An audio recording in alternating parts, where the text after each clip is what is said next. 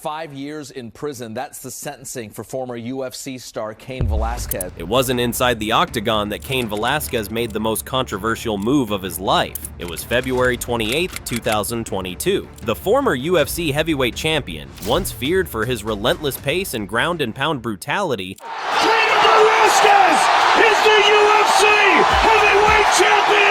was now the central figure in a real-life drama that shook the MMA world to its core, not because of what he did inside the cage, but because of what he did outside it. That morning, Cain Velasquez allegedly chased down a man named Harry Goulart through the streets of Morgan Hill, California. Cain fired a handgun during that high-speed pursuit, targeting a man accused of something monstrous. The charges stem back to a high-speed chase in 2022 when the former fighter shot at a suspected pedophile. Goulart had been arrested just days earlier for allegedly molesting Cain's 4-year-old son at a daycare run by Goulart's mother. Prosecutors would later allege the abuse may have occurred over 100 times. Let that sink in. Here's the part that truly lit the fire. Goulart, he was then released 2 days later on $50,000 bond with GSP monitoring, back in public, walking free, while Cain Velasquez, fueled by a rage only a parent could understand, followed that man's vehicle and opened fire, striking the stepfather of the accused, Paul Bender, by mistake.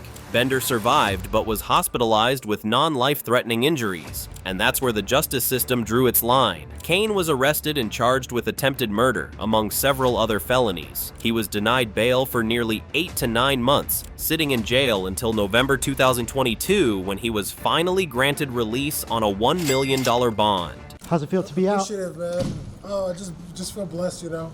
Then came the legal roller coaster. In August 2024, Velasquez accepted a plea deal. He pled no contest to 1 count of felony assault with a firearm, and in March 2025, he was sentenced to 5 years in prison. However, due to credit for time already served, both in jail and under house arrest, Cain received 1,283 days of credit. That's more than 3 years off his sentence. Effectively, he'll likely serve only the remainder of the sentence under probationary or supervised terms, depending on further review by the California Department of Corrections. Now, some say that's leniency, others call it justice. But within the MMA community, Cain's act wasn't met with silence, it was met with understanding. Dana White, the face of the UFC, didn't mince words, and even paid Cain's $1 million bail. I obviously feel sorry for him and his family. It's a horrible thing. We all say we'd do it if that ever happened to us. Cain did it. Khabib Nurmagomedov, arguably the most respected voice in MMA today, echoed that sentiment.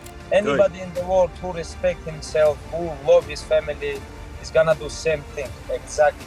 Anybody in the world who respects himself, who loves his family, is going to do the same thing. You have to protect your family. He got sentenced to 5 years, and the judge said this was the least amount he could sentence him. He didn't want to sentence him. Even Joe Rogan on a podcast with Ilya Topuria laid it out with brutal honesty. If you're not a father, you do not understand the murderous rage. It's horrific. The judge's hands were tied. They were trying to give him 30 years. But if he killed that guy, the world would be better off. That's my feeling. Harsh? Maybe. Honest? Undeniably. Because here's the raw truth. Cain Velasquez didn't act as a fighter that day. He acted as a father. He wasn't defending a title, he was defending his child. But here's the dilemma that punches harder than any heavyweight slugger ever could. Where do we draw the line between justice and vengeance? Cain didn't wait for the courts. He didn't campaign. He didn't post. He acted. Some call it reckless. Some call it heroic. But no one calls it easy, and let's not forget what's at stake. This wasn't just a crime, this was a man, once the baddest heavyweight on the planet, driven by an emotional explosion few can understand unless they've held their sobbing child in their arms and learned the unthinkable had happened. Is that temporary insanity?